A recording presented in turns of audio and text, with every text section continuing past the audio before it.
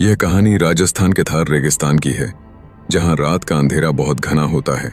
धूल से भरी हवाएं और अजीब सी सन्नाटे वाली सड़कें जो दूर तक किसी भी निशान के बिना फैली हुई थीं।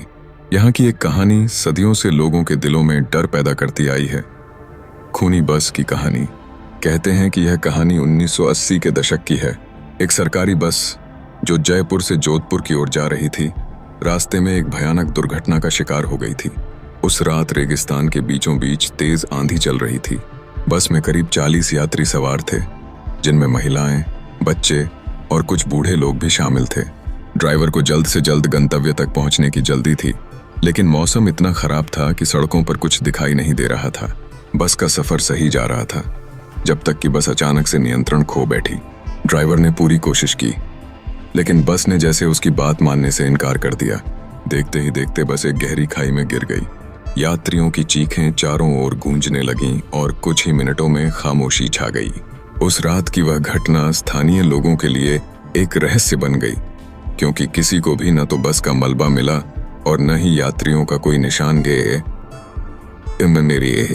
इस दुर्घटना के कुछ महीनों बाद उसी रास्ते से गुजरने वाले यात्रियों ने दावा किया कि उन्होंने एक अजीब चीज देखी।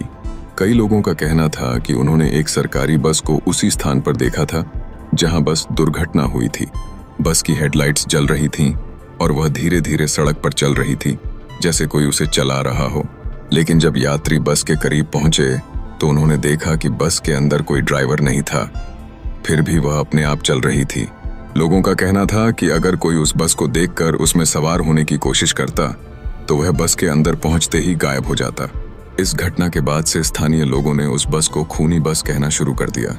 कुछ साल बाद एक ट्रक ड्राइवर, जिसका नाम रघुवीर था, उस रास्ते से रात के समय गुजर रहा था।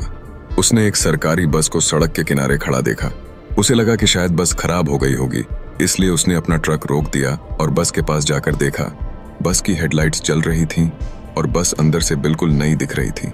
लेकिन जब उसने बस के अंदर झांका तो उसकी आंखें चौंधिया गईं। बस के अंदर कोई भी नहीं था। चारों सीटें खाली थीं, लेकिन ऐसा लग रहा था जैसे कुछ देर पहले ही लोग वहां बैठे हों। रघुवीर ने कुछ देर तक सोचा, फिर बस से दूर जाने का फैसला किया।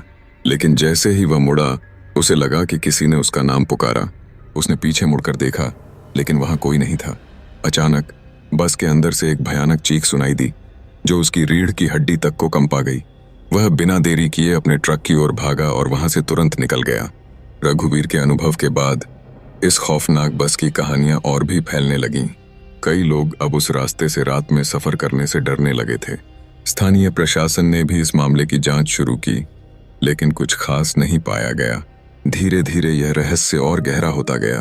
एक दिन एक पत्रकार, जिसका नाम मनीष था, ने इस घटना की तह तक जाने का निश्चय किया। वह इस कहानी की सच्चाई जानने के लिए उसी सड़क पर रात को अकेले निकल पड़ा। मनीष को बचपन से ही रहस्यमयी और डरावनी कहानियों में दिलचस्पी थी और वह कभी डरता नहीं था। वह बस की कहानियों को सिर्फ एक अफवाह मानता था और चाहता था कि वह इसे झूठा साबित कर सके। मनीष अपनी बाइक पर निकल पड़ा और उसी स्थान पर पहुंचा जहां से खूनी बस को देखा गया था। आधी रात हो चुकी थी और चारों ओर घना अंधेरा छाया हुआ था। वह कुछ देर तक इंतजार करता रहा, लेकिन कोई बस नहीं आई। कुछ घंटे बीत गए और मनीष को लगने लगा कि यह सब सिर्फ एक मिथक था। लेकिन तभी अचानक उसने दूर से बस की हेडलाइट्स देखी। बस धीरे धीरे उसकी ओर बढ़ रही थी। मनीष ने अपना कैमरा तैयार किया और बस के करीब जाने का फैसला किया। जैसे ही वह बस के पास पहुंचा, उसे ठंड का एक अजीब झोंका महसूस हुआ। बस एकदम शांत थी। उसने बस के अंदर झांकने की कोशिश की, लेकिन बस के शीशे धुंधले थे। फिर अचानक बस के अंदर की लाइट जल गई और उसने देखा कि बस में कुछ अजीब आकृतियां थीं, जो इंसानों जैसी दिख रही थीं, लेकिन उनके चेहरे विकृत और डरावने थे।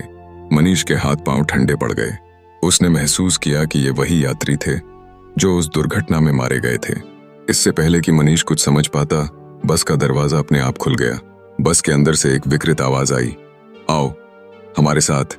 मनीष ने अपनी जान बचाने के लिए तुरंत बाइक स्टार्ट की और वहां से भाग निकला।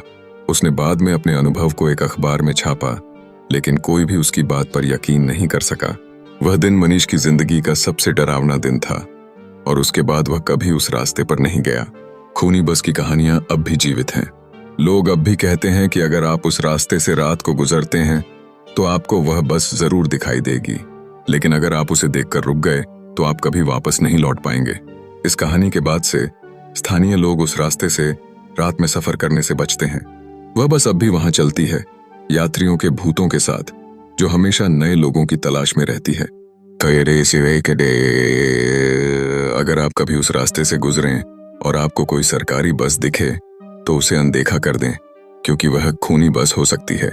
कहते हैं कि कुछ कहानियां सच होती हैं और यह कहानी उसी में से एक हो सकती है। यह बस कभी भी कहीं भी अचानक प्रकट हो सकती है और उसके अंदर जो यात्री सवार होते हैं वे कभी भी जीवित दुनिया में लौटने की चाहत नहीं रखते।